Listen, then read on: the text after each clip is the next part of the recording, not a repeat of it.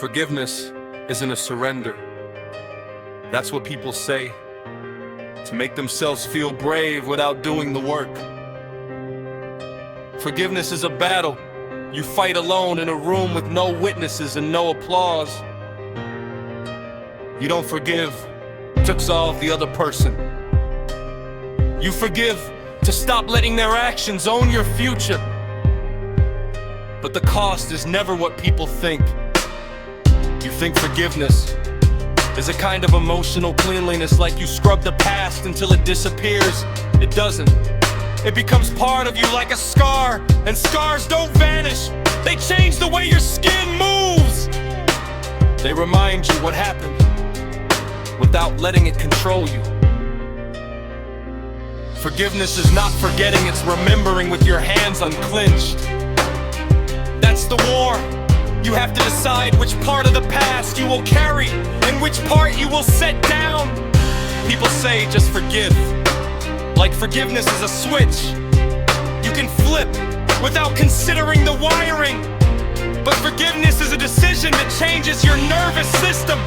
It teaches your body how to trust again, after it learned that trust can be broken. And trust isn't just a feeling, it's a muscle. It has to be rebuilt. It has to be trained. When you forgive, you're not erasing what happened.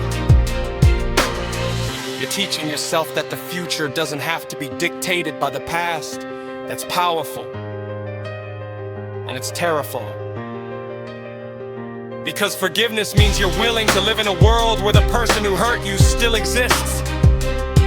You don't get to make them disappear just because you refuse to hold them. You don't get to rewrite the fact that the harm happened. You only get to choose how much space it occupies in the story of your life. And that's the hard part, because forgiveness can be mistaken for weakness. People will say you're too nice, as if kindness is a crime. But forgiveness is not kindness. It's sovereignty. It's saying, I will not let this define me for the rest of my life.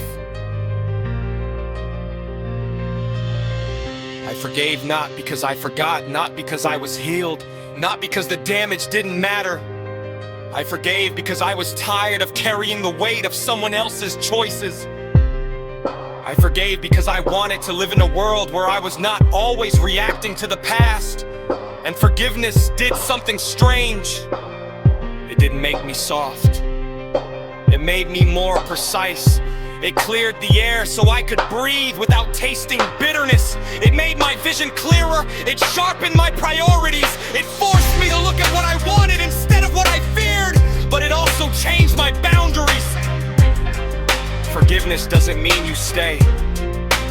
It means you stop fighting with your own heart about what it deserves. You don't owe them proximity, you don't owe them trust, you don't owe them the comfort of your continued presence. Forgiveness is a different kind of war because the battlefield is inside you. You're fighting the instinct to hold on to what hurt you because it feels familiar. You're fighting the part of you that wants revenge because revenge feels like justice. You're fighting the part of you that thinks pain is proof that you were real. You're fighting the part of you that believes if you forgive, you're admitting it was okay. Forgiveness is not that.